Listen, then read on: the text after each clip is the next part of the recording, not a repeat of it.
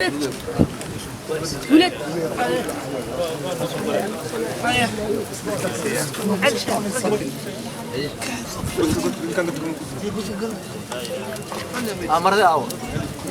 maryan maxamed hersi oo ka mid ahayd ardayda wax ka baratay jaamacadda banaadir ee magaalada muqdisho isla markaana ku jirtay sanadkii ugu dambeeyay ee waxbarashadeeda sidoo kalena baraatika ku qaadanaysay isbitaalka aadan cadde ayaa xilli 12kii bishan aan ku guda jirno xilli ay maraysay isgoyska Florence rasaas ay fureen markaasi dhaawac uu ka soo gaaray ciidamo ka tirsan dawladda ayaa wax ay maanta ku geeriyootay isbitaalka Digfeer ee magaalada muqdisho iyadoo lagu aasay qabuurahan oo ku yaala degmada Hiliwa ee gobolka Banaadir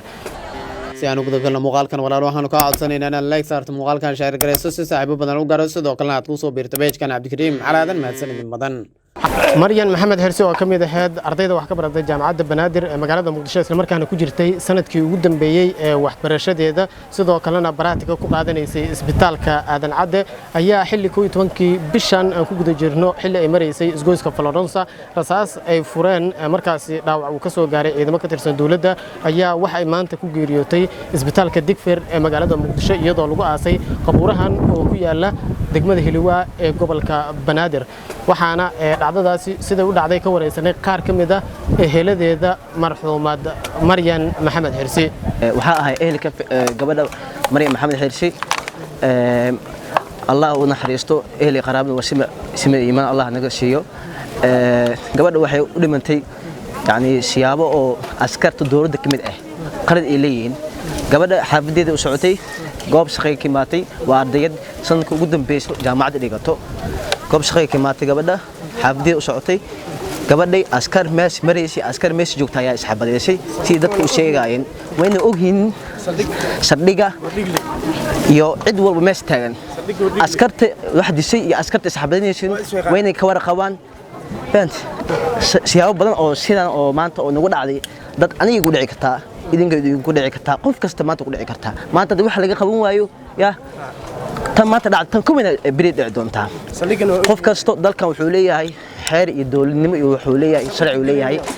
waxa waa degmada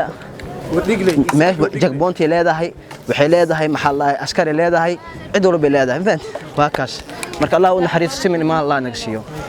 dhanka kale raaga shahiid oo kamid ah maamulka jaamacadda banaadir gaar ahaan dhinaca ardayda qaabilsan ayaa inooga warramay ardayadaasi iyo wixii ay ku yaqaaneen isagoo dhanka kale dawladda ka dalbaday in cadaalad si degdeg ah lagu helo inna lillahi wa inna ilayhi raaji'uun waxaan halkan uga tacsiyanayaa gabadheena ardayadeena kamid ahayd ardayda jaamacadda banaadir gaar ahaan kulliyadda caafimaadka Teresa Maryan ee ku timid maanta ayadoo u geeriyootay dhaawac ka soo gaaray xabada ay fureen dable heebtooda aan la garan sida noola sheegay laakiinse magaalada uun ku dhex wata qoryo ayadoo ka imaatay jaamacadda una socotay tababarka isbitaalka ay ku qaadanaysa aadan cadde ka imaatay una socotay gurigeeda runtii markii aan maqalnay dhaawaceeda isbitaalkana la geeyey muddo maalmo ahne ay la xanuunsanaysay maanta ayaa teedii imaatay halkan ayaan waxaan u joognaa inaan duugteedii maanta aan duugno gurigeedii rasmiga ahayna aan geyno runtii arrimahan waa arrimo soo noqnoqday dadka shacabka ah ardayda iyo dhammaan birmageedadaba arrimo ku soo noqnoqday waaye in la dhaho xabada aan loo wadin iyo dad aan la garanayn ayaa dilay waxaan dalbaynaa cadaalad gabadhaas waxaan u dalbaynaa cadaalad inay hesho in la helo dadkii arrintan ka dambeeyey kolleyba iskama dhiman waxay u dhimantay xabado lagu dhuftay xabadahaas oo leh caddayntooda laga heli karo dhaawacyadii isbitaalaadkii ee la geeyey runtii waxaan dalbaynaa gabadhaas inay hasho cadaalad waxaan uga tacsiyanayaa dhammaan ummadda Soomaaliyeed gaar ahaan baxda waxbarashada gaar ahaan jaamacadda banaadir ardaydeeda gaar ahaan waliba kulliyadda caafimaadka ay muddo wax la soo baranaysay fasalkeedii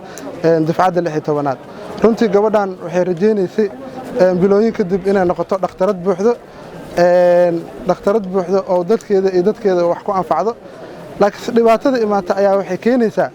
kuwa raadkeeda qaadi lahaa inay wadanka ka cararaan marka intaan lagu qasbin ardayda intay wadanka ka carar lahaayeen waxaan dalbanaynaa dadka dhibaatadaas u geystay in la raadiyo hay'adaha amniga gaar ahaan maamulka ka aramiyo magaalada muqdisho iyo guud ahaan dawladda federaalka waxaan ka codsanaynaa dadkaas in la raadiyo la soo qabto cadaaladda ay mudnaayeenna la marsiiyo gabadhaasna waxaan u dalbeynaa cadaalad waa mahadsantiin maryan maxamed hersi ayaa waxay u geeriyootay dhaawac ka soo gaaray rasaas ay markaas wadada ku furanayeen sida la sheegay ciidamo ka tirsan dawladda xilligaas isgoyska Florence ee magaalada Muqdisho inta badan Muqdisho waxaa ka dhaca dilalka ay geystaan xilli ay wadooyinka furanayaan ciidamo ka tirsan dawladda Abdikariim Cali Aadan warbaahinta goobjoog magaalada Muqdisho